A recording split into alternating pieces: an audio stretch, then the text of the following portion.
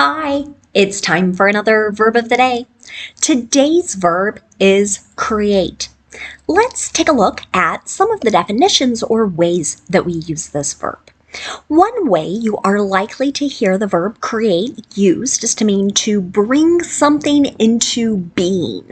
So here being is like existence. A synonym that might help us here is the word establish. Sometimes you may hear of a person creating their own business, right? So they are bringing it into existence. A second way you'll hear the verb create used is to mean to produce something through artistic or imaginative effort. So this artistic effort could be in physical arts, it could be in music, it could be in theater, it could be a number of different ways that people produce things. A third way the verb create gets used is to mean to cause something to happen as a result of one's actions. So another synonym maybe to help with this would be produce. Okay? So perhaps someone's words created hard feelings or bad feelings.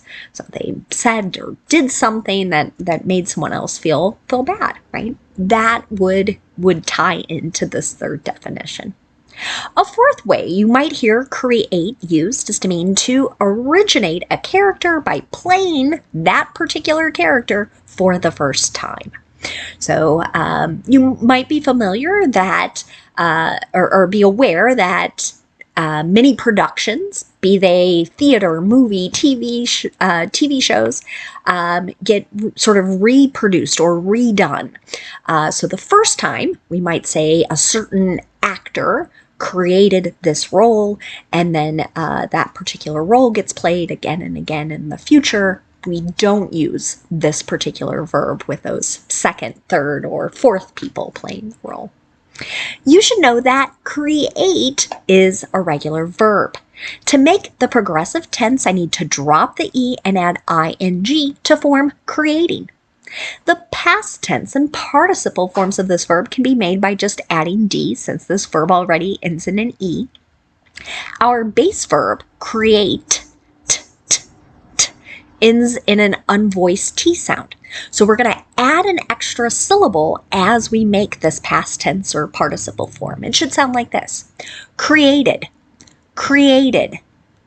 Hopefully you can hear that id on the end. Now, there aren't any phrasal verbs that we need to study, so that's going to allow us to focus on using our verb of the day in a couple different verb tenses. Today, we're going to practice the past progressive and the simple present. Let's start with the past progressive. We use this verb tense to talk about an action that was ongoing at some point in the past. The name of this tense, past progressive, has two P's, so I like to remind my students that the past progressive will have two parts. We're going to use the past form of be, so that's was with the subjects I, he, she, or it, or were with the subjects you, we, and they. So our first part there is past form of be, and then we use that ing form of the verb. You can see this in my example here. She was creating new art throughout her illness. Saw this sentence recently as I was reading about a singer and actress and how, right, this action was ongoing in the past as she battled a particular illness. Now, if I want to make a negative past progressive sentence, my structure here will be to start with my subject and then the form of be in the past that matches that subject, so was or were. Then we use not, and then the ing form of the verb. Sometimes you'll hear speakers or you'll see writers use the contraction forms, wasn't and weren't. Okay, and you can see that in my example here. We weren't creating as many chances as we wanted in the first half of the game, but we kept trying. I saw a sentence very close to this. an athlete, a football player for most of my viewers, soccer player here in the United States, after the game was sort of analyzing what was going on, right? So through this one period, he did not feel that they were making opportunity to produce a goal, right? Which is their main objective here. Now, if I want to make a yes or no question, to do that, I start with was or were, then I have my subject, then the ing form of the verb. Here's another example. Were you creating this product while you were a student? Okay. So maybe someone is trying to sell a particular item, and someone here is trying to kind of learn or understand how this came into existence. Now let's take a look at the simple present. We use this verb tense to talk about our habits and our routines. We also use it to discuss facts. And the thing with the simple present that usually many of my students have found tricky in the past is that we need to pay attention to our subject. The subject is I, you, we, or they, then we just use the base verb in the affirmative. But if our subject is he, she, or it, we need to remember to add an S to the end of that verb. So you can see that in my example here. He creates problems wherever he goes. I heard someone describe a coworker in this way recently and kind of filed it away in my brain. So this would tie back to that definition of produce. He produces problems for whatever reason. Now, if you want to make a negative simple present sentence, our structure here will be to have our subject, then we're going to either use do or does, depending on what that subject is. So if the subject is I, you, we, or they, we'll use do. If the subject is he, she, or it, we'll use does. And then we're going to use not, and then the base verb. Okay, so here's an example. The high school doesn't create new classes every year. Okay, so this might be a factual statement that some schools, they do try to bring into existence new courses, maybe new topics, new material. You certainly see that at a lot of colleges and universities, always sort of thinking about where opportunities are going to be for people pursuing different career paths or job opportunities. But here, we are discussing the fact that this is not a regular habit or routine for this particular school. Finally, if you want to ask a question in the simple present, so we're asking someone about their habit or their routine, we start with do or does, whichever form matches our subject. Subject comes next. Then we have our base verb. So notice the only time I add an S to the end of the verb is in the affirmative when my subject is he, she, or it. It's the third person singular. So my question is something that I'd love for you to share and respond. Do you create, right? Do you make new things? Do you make art of some kind? I love learning about my students' abilities and their talents. So please feel free to make a comment and tell me if there is something you create. Now, let's take some time to look at related words. So all of these words are connected to our verb create. And the first word we'll look at is the noun creation. This can have a couple different meanings. One would be the action of bringing something into existence.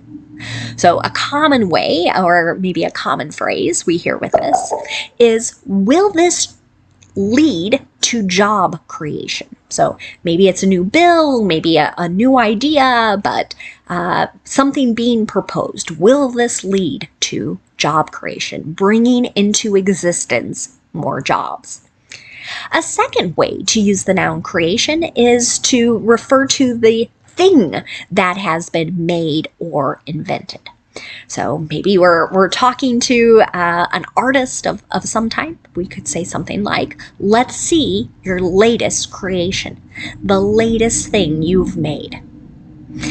A third way you might hear creation used is more in a religious context. So you'll hear creation used to refer to kind of the bringing into existence of the world, of people, of animals, of plants, etc. So an example of this. In Sunday school, the kids are studying the creation story. Another related word you might hear is the noun creator. So this OR suffix can tell us this is a person who brings something into existence, a person who creates. An example of this word in a sentence might be, YouTube sends monthly emails to all of its creators. So technically, I am one. I have a small YouTube channel here, but I'm very grateful for everyone who watches. So in the YouTube universe, and this is kind of bizarre to me, I am a creator, someone who makes some things, brings these videos into existence. Another way you'll hear the noun creator used is in place of the word God. So maybe in a prayer, you hear something like, we pray to our creator. In that usage, the C will always be capitalized because it is referring to a religion's God. And yeah, kind of a proper noun in that sense. Another related word is the noun creature. This can refer to an animal, a person, could be a fictional thing, something that is imaginary, created in our minds. So I want to give a couple examples of how you might hear this used, right? Someone might ask you the question, what creatures did you see on your hike? Right? So here they're probably asking you about animals. Did you see a deer? Right? Squirrels, right? Those that would generally be what's expected with that question. Another way you might hear it used, the movie has creatures from outer space. Right? So here, this is fictional or this is imaginary. Sometimes when we use the word creature to refer to a person, it's not always done in a nice way or kind way.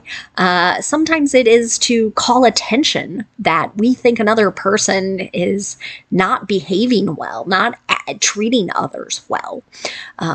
So I think I've heard people say things like, he's a heartless creature, right? So it has a pretty negative meaning many times when we're referring to a human being, an actual person. Not so much with the animals or the imaginary. Another related word you might hear is creative. Now, many times this is used as an adjective, so we're describing something that relates to or involves one's imagination or some really unique or original ideas. An example of this, their children are so creative. Right? So here we're describing the children. Creative, our adjective, modifying children. But in more recent years, creative has also started to be used as a noun to refer to a person who does creative work professionally. So these might be people in marketing and design, could be now, I think, sometimes with social media and other kind of content creators in the professional sphere, you'll hear a sentence like this. The company is hiring more creatives this year. Okay. So before I was a teacher, I've shared this a few times, but I sort of specialized in tax law and tax accounting. And generally, they didn't want us to be very creative, and financial professionals would generally not be referred to in that way. So it sort of implies you're doing something that's maybe not in accordance with the laws, the rules, etc. So creativity in some professions is absolutely needed. In others, it kind of scares people. So thanks so much for watching today's video. I hope you have a great day.